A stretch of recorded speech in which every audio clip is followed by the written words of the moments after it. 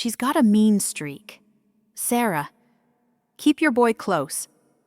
My neighbor's hushed warning rang in my ears, but it was drowned out by Liam's piercing shriek, a sound that ripped through the calm of a foggy Astoria morning. I dropped the dishes I'd been washing, suds sliding down my wrists, and bolted from the sink of Jessica's glossy coastal condo. My heart thundered, each step toward the living room a desperate race. When I reached the doorway, the sight stopped me dead. Liam, my 6-year-old, was huddled on the rug, his knees pulled tight to his chest, his small hands covering his eyes. A fresh, angry welt striped his shoulder, glowing red against his pale skin. Jessica loomed above him, a wooden spoon clutched in her fist, her face a mask of cold control. Crayons and paper were scattered across the floor, Liam's latest drawing a sailboat torn in half. "Jessica," I yelled, my voice raw, breaking. "What the hell are you doing?" She didn't waver, didn't even look guilty. Her lips twitched into that sharp smile, the one she'd used since we were kids to dodge blame. He was a mess, Sarah, scribbling all over my coffee table like it's his personal canvas. I was teaching him a lesson. Her tone was clipped, like she was explaining a chore, not justifying a blow to my son. Liam's soft sobs cut through me, and I felt a fire ignite, burning away my shock. "He's 6, I snapped, rushing to kneel beside him, my arms wrapping around his trembling frame. He was drawing, not breaking your precious table. Jessica tossed the spoon onto the couch with a flick of her wrist, her silk scarf catching the light. Drawing, destroying, same thing. You let him run wild. Sarah, no wonder he's out of control." Her words stung, each one a jab at my parenting, my failures, my need for her charity. I wanted to scream, to tear that smug look off her face. But the truth held me back. I was trapped here, in her world, because I'd lost everything else. The divorce had gutted me. My ex took the savings, the house, left me with a sputtering Toyota and a stack of lawyer bills. Jessica's offer a guest room in her chic Astoria condo, with its ocean views and polished floors, felt like a rope thrown to a drowning woman. I grabbed it, thinking Liam and I could start over in this sleepy Oregon town with its misty beaches and quiet charm.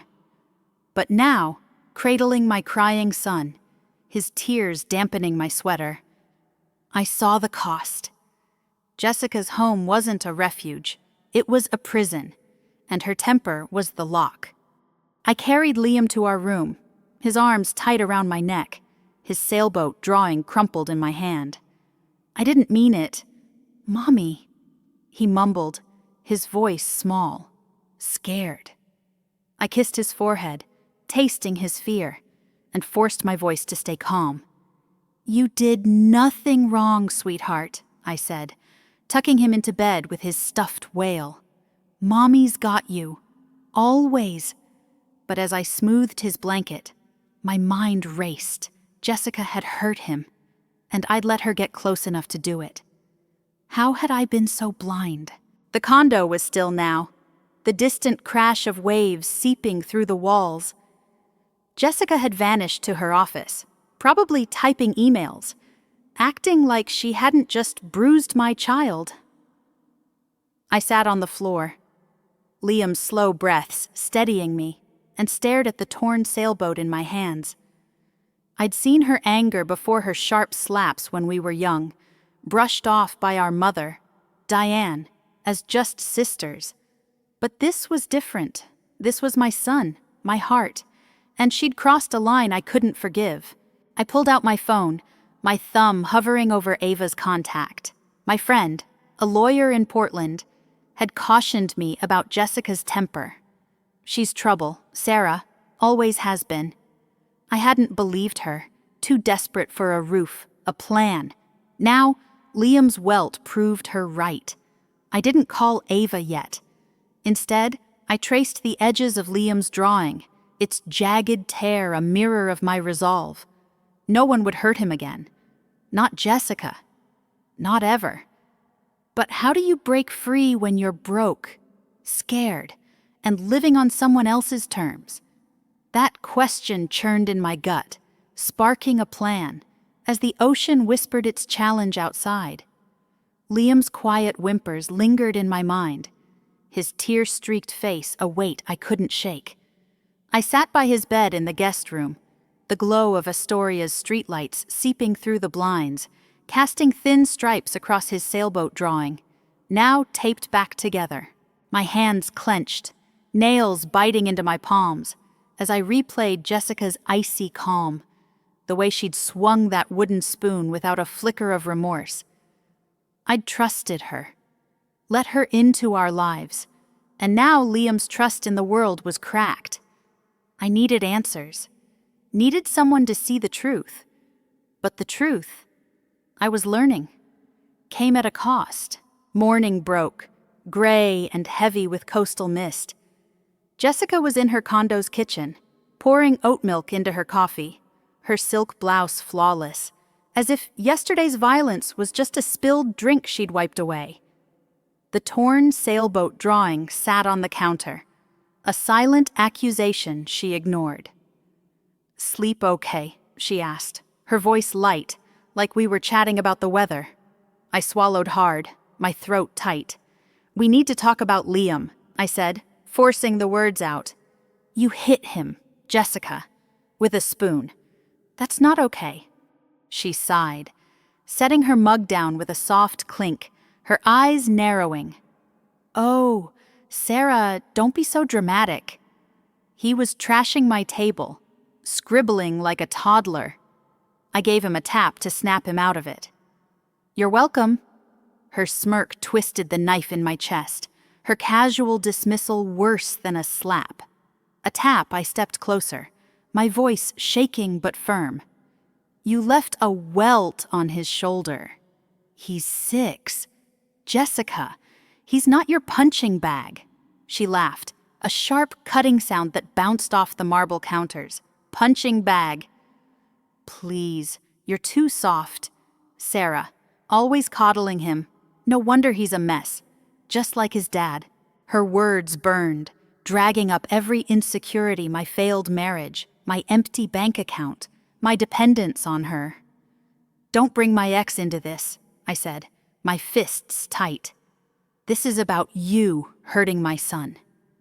Jessica leaned back, crossing her arms, her diamond bracelet glinting. "Hurt. I'm doing you a favor. Living under my roof, eating my groceries. If you don't like how I handle things, pack your bags." The threat hung heavy, a guillotine poised to fall. I wanted to scream, to shove her against her perfect cabinets. But I was trapped. No money, no plan, just Liam's scared eyes waiting for me to fix this. I drove to Diane's that afternoon, Liam in the back seat, sketching a whale in his notebook. His silence louder than any words. Diane's house, a pristine bungalow in Astoria's hills, felt like a museum of her approval. All polished wood and framed photos of Jessica's achievements. I sat across from her at her dining table, a vase of lilies between us, and laid it all bare. Liam's welt, Jessica's spoon, her smug defense. I begged her to care, to see her grandson's pain. But Diane sipped her chamomile tea, her face smooth as stone. "Sarah, you're overreacting," she said, her voice clipped. "Jessica's got a lot on her plate, running that boutique. She didn't mean it. Kids need discipline, not your endless hugs." My breath caught, her words a betrayal sharper than I'd expected. "Discipline," I said, leaning forward, my voice low but fierce. She bruised him. "Mom, that's not parenting. That's wrong." Diane waved a hand, her gold rings catching the light. "Wrong's a big word." Jessica's had her moments. Remember that lawsuit years ago? Some parent claimed she was rough with their kid at school. We settled it quietly. She's not perfect, but she's your sister. My heart sank, the room tilting. A lawsuit. Another child and Diane had buried it, just like she was burying Liam's pain now. You knew, I whispered, my voice breaking. You let her hurt someone else. And now you're letting her hurt Liam. Diane's eyes hardened, her teacup clattering against its saucer. Don't lecture me, Sarah. You're a guest in her home, stirring up trouble. Go back, apologize, and stop this nonsense. I stared at her, the mother I'd hoped would protect us, and saw only Jessica's shadow. I stood, grabbing Liam's hand, and left without another word, her lilies wilting in my memory. Back at the condo, Liam woke up crying that night, his small body curled tight. I don't like it here, Mommy, he sobbed, his wail drawing crumpled in his fist. Cousin Jessica's mean. I held him, his tears soaking my shirt, and whispered, We're gonna get out, baby. I swear it. But as I rocked him, the walls of Jessica's world pressed in. No savings, no allies. Just Diane's cold voice and Jessica's threat, pack your bags. They thought they could silence me, like they'd silenced that other family. But Liam's sobs were a call I couldn't ignore. I wasn't just his mother, I was his shield. And I'd break this cage, no matter what it took. The ocean hummed outside, steady and relentless, urging me to fight. The guest room was a trap, its soft pillows and ocean view window hiding the danger I'd let creep too close. Liam slept fitfully, his wail drawing tucked under his arm, the bruise on his shoulder a fading but brutal reminder of Jessica's cruelty. I sat on the floor, my back against the bed, my heart racing with a truth I couldn't dodge anymore. Staying here meant risking Liam's safety, his light, his everything. But leaving, that was a plunge into a void, $400 in my wallet, a car that groaned with every mile, and no one to catch us if we fell. Still, Liam's tearful plea, Cousin Jessica's mean, burned in my chest. I had to get us out. I moved in the dead of night, my hands trembling but sure. I packed light Liam's whale pajamas, a few of my t-shirts, his box of crayons, his notebook, filled with sailboats and whales, went into my backpack, its weight a vow to protect his dreams. By 3 a.m., I'd stuffed our lives into 2 duffels and a plastic crate, all I could wedge into the Toyota's trunk. I lifted Liam from bed, his small body limp with sleep, and buckled him into the back seat, his stuffed whale pressed to his chest. Where we going, Mommy? He mumbled, eyes half open. I brushed his cheek, forcing calm into my voice. Somewhere better, sweetheart, I said. Somewhere ours. He nodded, drifting back to sleep, his trust a knife in my gut. I drove through Astoria's pre-dawn mist, the Pacific, a dark shimmer to my left. Jessica's condo shrank in the rear view, but her voice, pack your bags, clung like damp air. I'd taken her dare, but the road ahead felt like a tightrope. I found a motel off Highway 101, the Sea Haven, its faded sign buzzing faintly. The night clerk took $75 for a week, barely glancing at my ID. The room smelled of mildew and old coffee, its single bed sagging. But it was a start. No spoons, no smirks, just us, and a chance to breathe. I unpacked Liam's crayons, spreading them on the rickety desk to make the space his. He woke slowly, rubbing his eyes, and started coloring a new sailboat, his tongue poking out. I watched, love and guilt warring inside me. How had I let it come to this?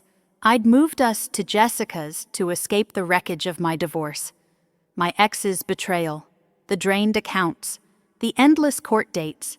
Her condo was supposed to be our anchor, a place to rebuild in Astoria's quiet charm.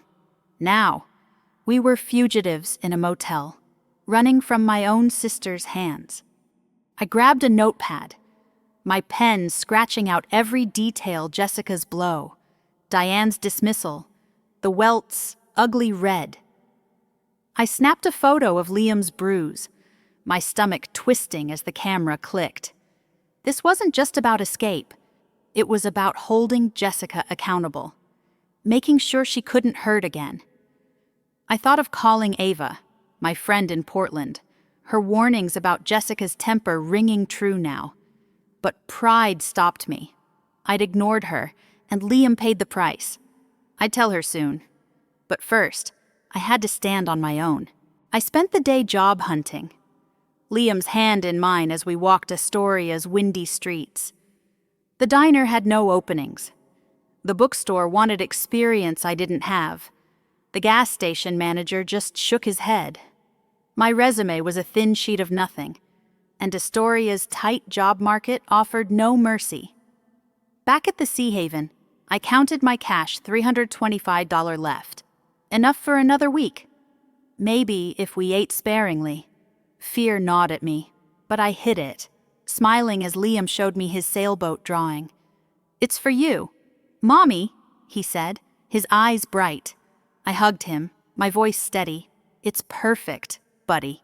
That night, I tucked him into the motel's scratchy sheets, the ocean's distant roar, a restless lullaby. "Are we safe now?" he asked, his wail plush tight in his arms. I kissed his forehead, my resolve hardening. "We're getting there, baby," I said. "Mommy's gonna make it right." As he slept, I stared out the window, the neon signs buzz filling the quiet. Leaving Jessica's was the first step. But survival meant more than a motel room. It meant building a life where Liam could draw without fear. The fight was just beginning, and I was ready. The Sea Haven Motel was our fragile fortress, its chipped paint and creaky bed a far cry from Jessica's polished condo. Liam's sailboat drawings brightened the drab walls, taped up with care, his crayons scattered across the wobbly desk like a burst of hope. I watched him color, his small fingers gripping a blue marker, and felt a pang of love mixed with dread. We'd escaped Jessica's reach, but freedom was a thin thread, $325 in my pocket, a car that shuddered on startup, and a future as murky as the Oregon fog outside.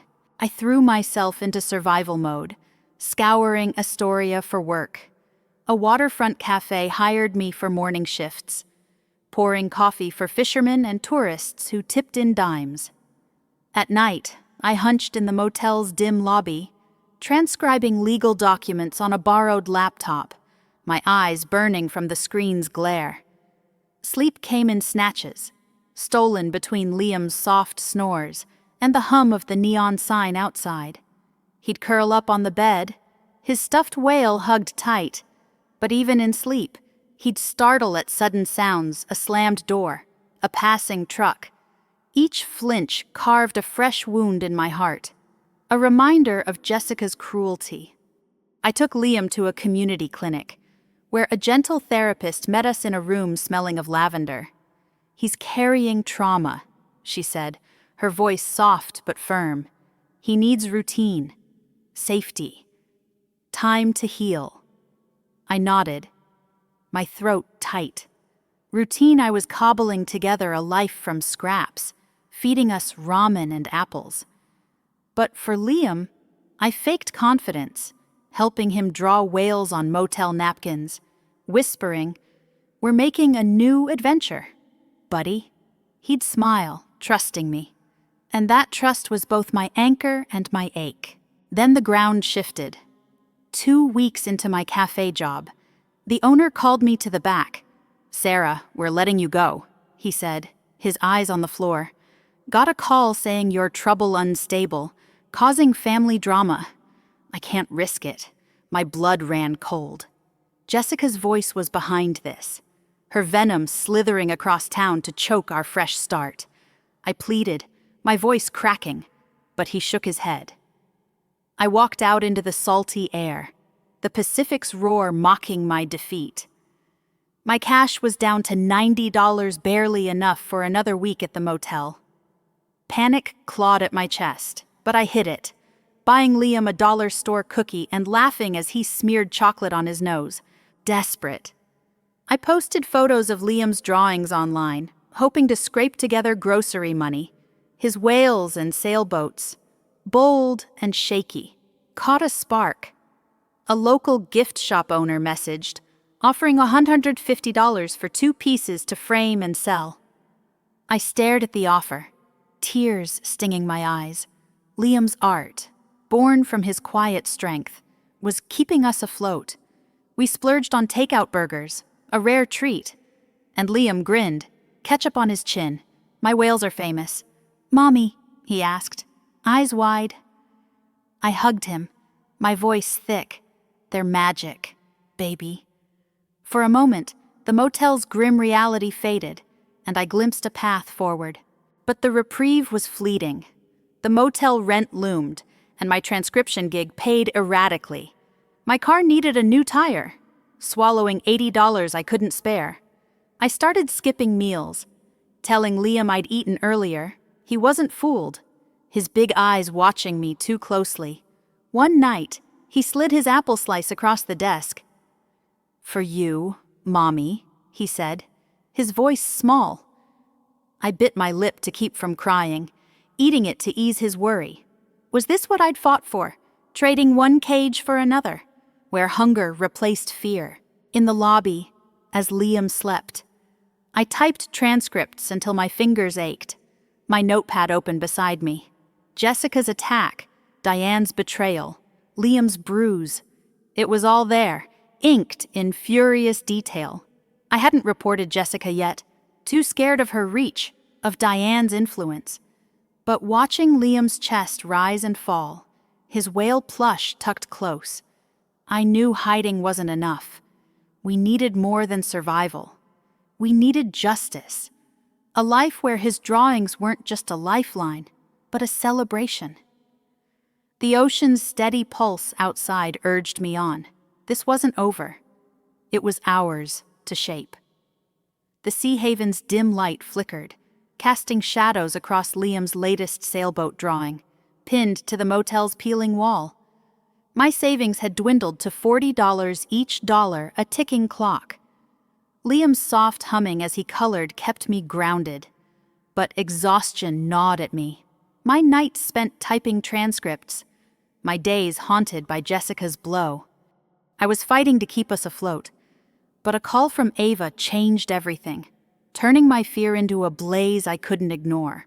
I'd finally confessed to Ava, texting her about Liam's welt in a late-night panic. My phone buzzed as I sat on the motel bed. Her name, a Lifeline. Sarah. I looked into Jessica, she said, her voice sharp with urgency. "She's got a history." Back when she taught, a kid's mom accused her of yanking their arm left marks. Diane swept it under the rug, paid them off. She's done this before. My breath caught, the room tilting. Jessica wasn't just cruel. She was a repeat offender, her charm a mask for something darker. And Liam had been her prey. I gripped Liam's whale plush, my knuckles white. "How did she get away with it?" I asked, my voice barely a whisper. Ava's pause was heavy. Diane's money, her connections. But, Sarah, you can end this. File a report. Protect Liam and anyone else she might hurt. Her words hit like a spark in dry grass, igniting a resolve I'd buried under doubt. I'd been dodging this fight, too scared to face Jessica's wrath. But another child, that was a line I couldn't let her cross again. The next day, I met Daniel Brooks, a CPS worker with a calm voice and steady hands, in the motel's cramped lounge. Liam sat nearby, sketching waves. As I handed Daniel my evidence photos of Liam's bruise, pages of notes, recordings of Diane's cold excuses, his eyes darkened as he studied the images. "This is serious, Sarah," he said, And we've had another tip about Jessica. A recent incident, another kid. You're not alone. My heart raced. Another victim. So soon, Jessica's recklessness was escalating, and I'd been silent too long. I'm filing a complaint. I said, my voice firm, unwavering. Whatever it takes to stop her. Daniel nodded, promising to push the case forward. As he left, a weight shifted, not gone, but lighter. This wasn't just for Liam anymore. It was for every kid Jessica had marked, every voice Diane had bought into silence. I was done running. Jessica struck back fast. An email landed that night, her words slick with fake regret. Sarah, I didn't mean to upset Liam. She wrote, I'm stressed, you know that. Don't destroy me over a misunderstanding. I scoffed, my anger flaring. A misunderstanding she'd built a trail of bruises, and I wasn't falling for her act. I sent the email to Daniel. Each click a step toward justice. Then the threats came. Unknown numbers texted in the dark. Drop it, or you're done. You'll lose everything. My hands shook, but I knew Jessica's fingerprints were on them, her desperation leaking through. I showed Ava, who cursed softly. She's rattled.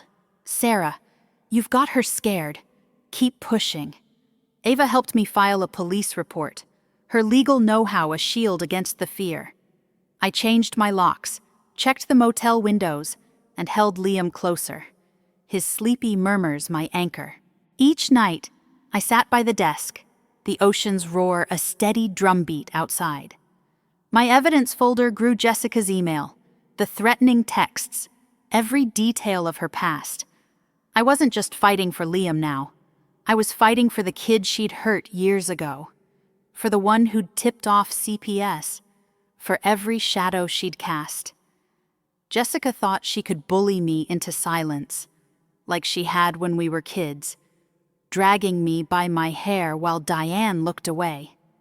But I wasn't that girl anymore. I was Liam's mother, and I'd tear her world apart to keep him safe. The fight was here, and I was all in. The Astoria courthouse loomed, its stone walls cold under the gray Oregon sky. I sat on a hard bench, my fingers twisting around Liam's crumpled sailboat drawing, its creases worn from my touch. Across the room, Jessica perched like a queen, her tailored blazer crisp, her eyes glistening with rehearsed tears.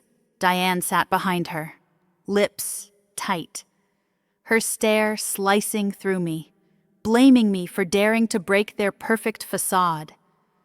But I wasn't here for their approval. I was here for Liam, for the bruise on his shoulder, for every child Jessica had silenced. Today, her lies would face the light. The judge, a woman with sharp eyes and a no-nonsense braid, banged her gavel, the sound echoing like a heartbeat. Ava, my rock, stood beside me, her briefcase packed with every shred of proof we'd built. She'd coached me through sleepless nights, sharpening my story to cut through Jessica's charm. But when Jessica took the stand, I wasn't ready for her act. She clutched a tissue, her voice trembling just enough to seem sincere. I love Liam, she said, dabbing her eyes. I was only trying to help Sarah, to guide him. She's always been unstable, twisting things. Her words stung, painting me as the villain, my pain as a delusion. I gripped Ava's arm, my nails biting into her sleeve. She's selling it, I whispered, my voice tight. Ava's jaw clenched, but her eyes stayed calm. Let her try. We've got the truth. My turn came, and I walked to the stand, legs shaky but head high. I looked at the judge and let it all spill Liam's scream. Jessica's wooden spoon, the welt that stole his sleep. I showed the photos, the bruise glaring under the courtroom's harsh lights, and played Diane's recorded voice. Cool and dismissive, Sarah. You're making a fuss over nothing. the room stilled. Her betrayal laid bare. Ava called Liam's therapist, who spoke plainly. The injury required force. She said it wasn't accidental. Jessica's lawyer spun a tale of Liam's roughhousing, but the judge's eyes narrowed, unconvinced. Then Ava dropped the bomb. "We call Emily Torres," she said, and a woman with tired eyes and fierce resolve stepped forward. "My son was Jessica's student 9 years ago," Emily said, her voice steady despite her shaking hands. "She twisted his wrist, left marks. Diane paid us to stay quiet. I've carried that shame ever since." Murmurs rippled through the courtroom. Jessica's face drained of color, her tears forgotten. Diane stiffened, her hands clutching her purse like a lifeline. I stared at her, the mother who'd buried Jessica's sins, who'd chosen her over Liam, over Emily's son. How many others had she silenced? The judge's gavel snapped me back, sharp and final. Ava presented our arsenal: Jessica's crocodile tear email, the threatening texts, my meticulous notes of every cruel moment. The prosecutor traced Jessica's pattern, a trail of bruises hidden by Diane's checks. My chest tightened, hope and fear colliding, as the judge flipped through the evidence. Her voice cut through the tension, firm and unyielding. "Miss Harper, your actions endangered a child. A restraining order is issued, barring you from contact with Liam Coleman. This matter will be referred to the Oregon Board of Education for further disciplinary action." Jessica's gasp was sharp, her mask shattered. Her lawyer stammered, but the judge dismissed him with a wave. Court adjourned.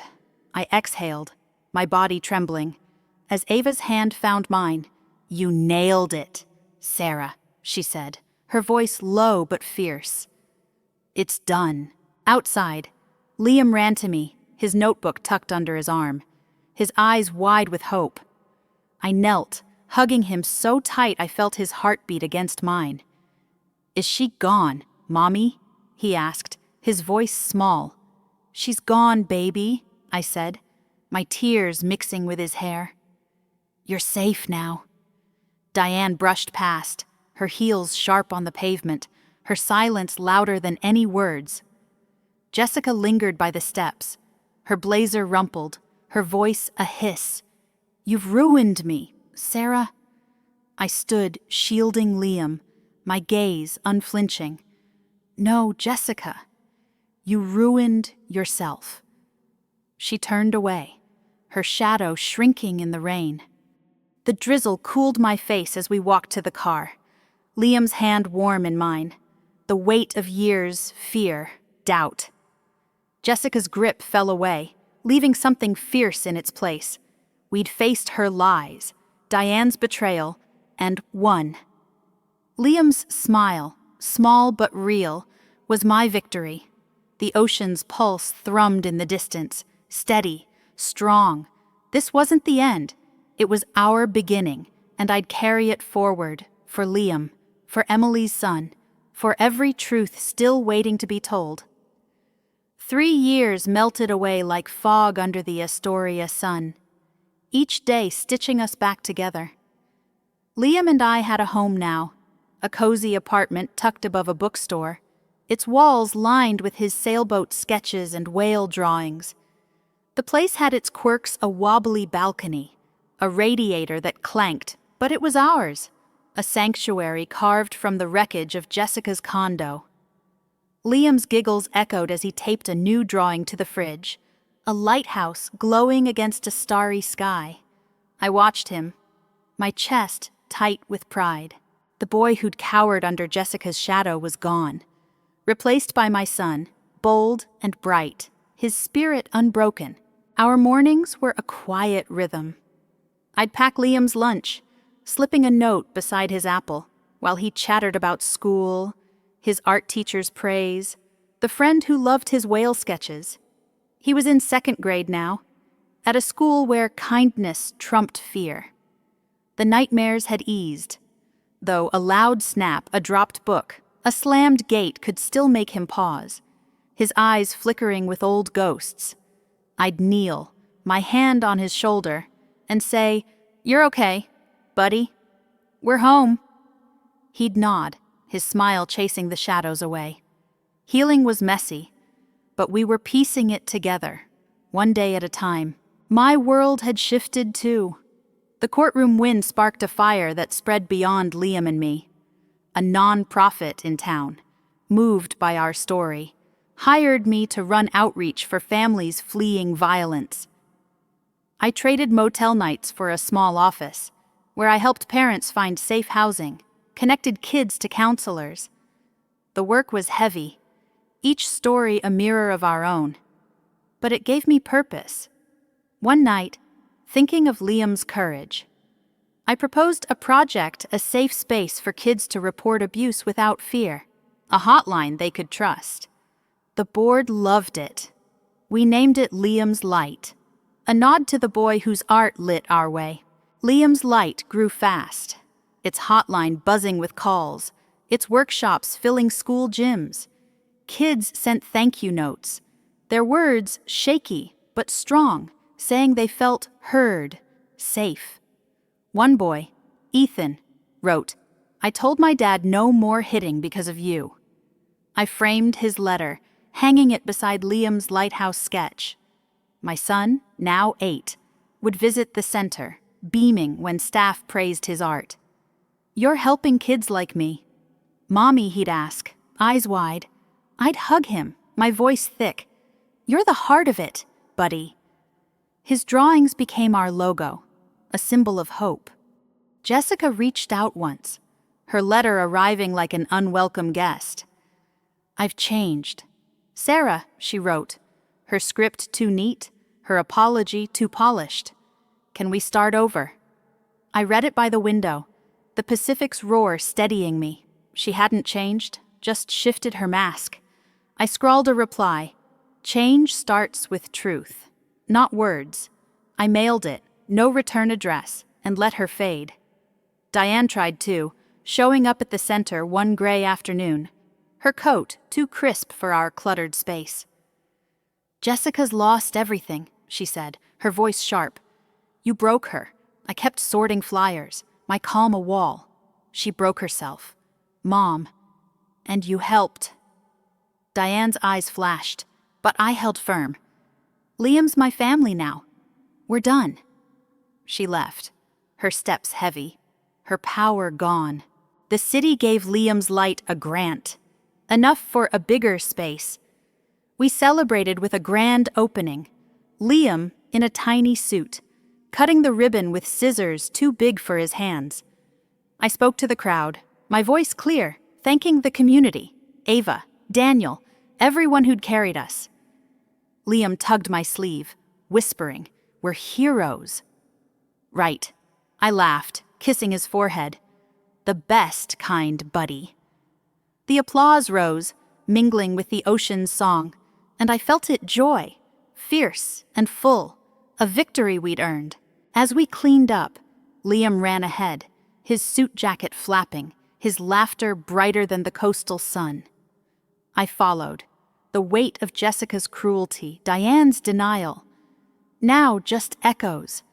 Liam's Light wasn't just a center, it was proof we could rise, that love could rebuild what fear tore down.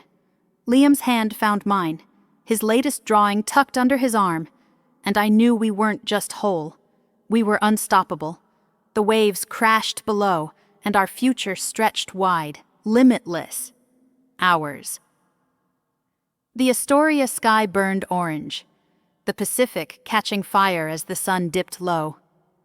I stood on a makeshift stage outside the new Liam's Light Center, the crowd's applause rolling over me like a wave. Liam fidgeted beside me, his tie loose, his grin as wide as the horizon. The mayor handed me a key to the building, her words lost in the hum of pride swelling in my chest. I scanned the faces, parents clutching their kids, survivors with quiet strength, all gathered to celebrate a dream born from Liam's pain. I gripped the microphone, my voice steady but warm. I thought family was forever, I said, the ocean's breath soft behind me. But I learned family is who fights for you, who holds you up, not who breaks you down. I told our story, raw and unfiltered. Liam's cry that shattered my world, Jessica's wooden spoon, her cold smirk, Diane's voice, dismissing it all as nothing. I spoke of motel nights, of Liam's whale drawings taping hope to crumbling walls, of Ava's fierce loyalty and Daniel's steady hand. The crowd leaned in, some crying, others gripping hands, their own battles reflected in mine. Liam's light isn't just a place, I said, my eyes on Liam, who waved shyly. It's a promise to every kid who's been hurt, who's been told to stay quiet. Your voice matters. Cheers rose, and Liam whispered, "That was awesome. Mommy." I squeezed his hand, my heart full. This wasn't just an opening. It was a victory, carved from years of fear and fight. Liam's light had become a lifeline, hotlines ringing daily, counselors in classrooms, kids finding courage to speak. A girl named Lily wrote us, her note now pinned to my office wall. "I told my mom about my stepdad because of you. I'm safe now." Her words were a torch, proof our work was changing lives. Liam's sketches, whales and sailboats, adorned the center, his art a quiet power, guiding others to safety. He'd ask, "My drawings help people," I'd nod, choking up. "More than you know, buddy." Diane appeared in the crowd's edge, a lone figure, her scarf stark against the festive chaos. No Jessica, no allies, just a woman eroded by her choices. She didn't speak, didn't wave. I didn't acknowledge her. This moment wasn't hers. It was Liam's, who ran to me with a new lighthouse sketch, his eyes bright. It was Lily's, and every child who'd found their voice. I turned back to the crowd, letting the mayor's closing words wash over me. The applause a tide lifting us higher. Later, Liam and I walked to the waterfront, the ocean glinting under the fading light. He held his sketch, its lighthouse bold against a stormy sea. For us. "Mommy," he said, grinning. I knelt, hugging him, the salt air sharp on my skin. "You're my whole world, kiddo," I whispered. We stood there, waves crashing, and I felt peace, hard-earned and true. We'd faced Jessica's cruelty, Diane's betrayal, and built something stronger, a legacy of love, of light, of voices heard. Here's what I want you to take away. Hear kids when they're scared their whispers are cries for help. Draw lines with toxic family, because love doesn't bruise. Reach out to friends, hotlines, anyone who'll listen. You're not alone. And make pain your fuel, like we did, turning Liam's hurt into a beacon for others. These are your tools, your way to a life where fear loses. I took Liam's hand, his fingers warm, his sketch fluttering in the breeze. We headed home. The sunset, a blaze that warmed without burning. I'd fought for my son, for myself, for every kid who'd been told their pain was small. In that fight, I found my fire. "We're unstoppable, baby," I said, my voice soft but fierce. Liam laughed, his lighthouse soaring in his hands. We were, and that was everything.